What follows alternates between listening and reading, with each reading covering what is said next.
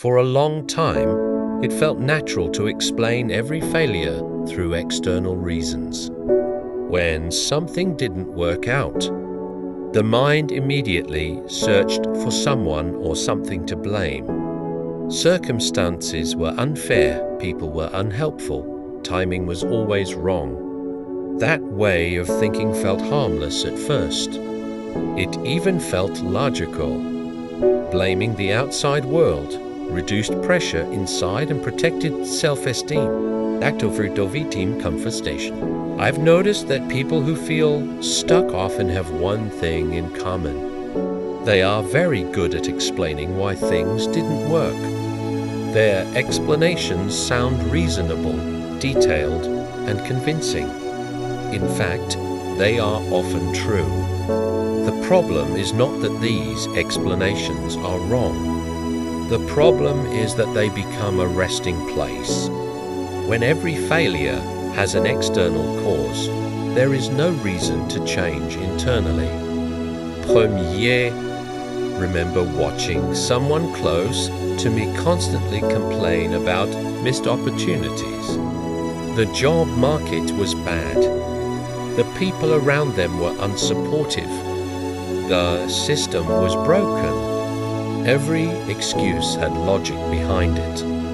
But years passed and the situation remained the same.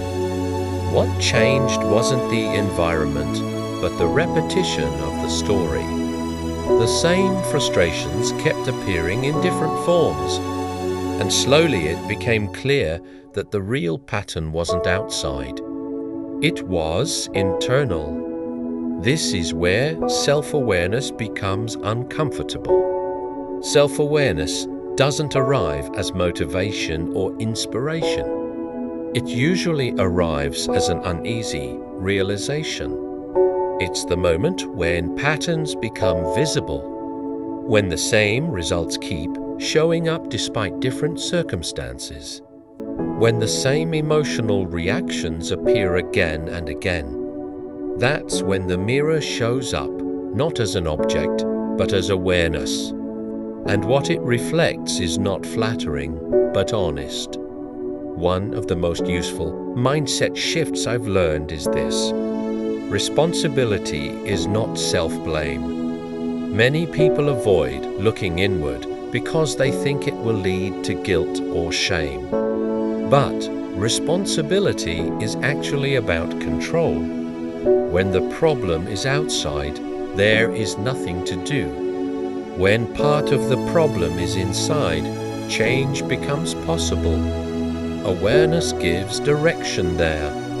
Was a period in my life when I believed I was waiting for the right conditions to act. More confidence, better timing, more clarity. But looking back, what I was really waiting for was certainty. And certainty never comes before action. It comes after. That realization changed how I approached decisions.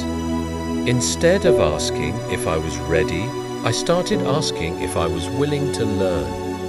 That shift alone removed a lot of pressure on a simple life hack. That helped was tracking reactions instead of results, instead of focusing only on outcomes.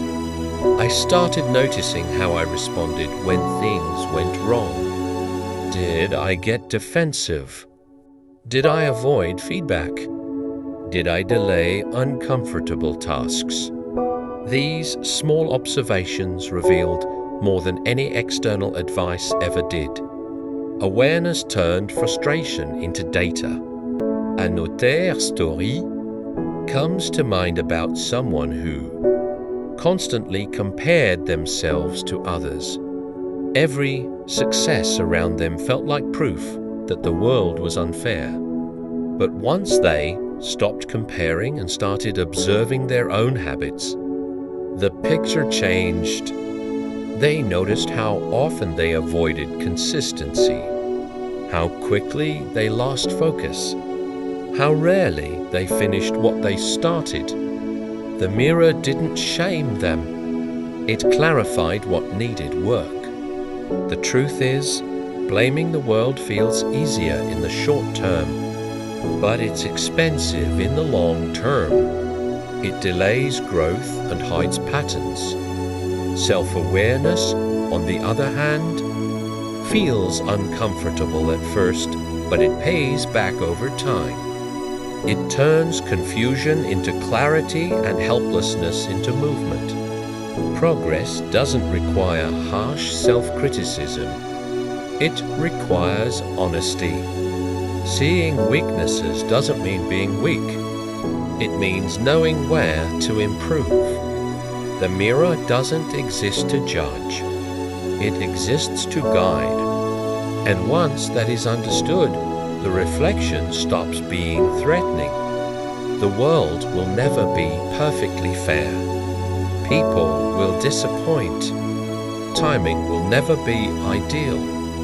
But waiting for fairness before taking responsibility is another form of avoidance. Growth begins when responsibility is accepted without drama, without self-hate, and without excuses. In the end, the most powerful change happens quietly, when explanations are replaced with adjustments, when blame is replaced with curiosity, when awareness replaces denial. The mirror doesn't change who a person is. It reveals who they've been becoming. And once that reflection is seen clearly, progress finally has a place to begin.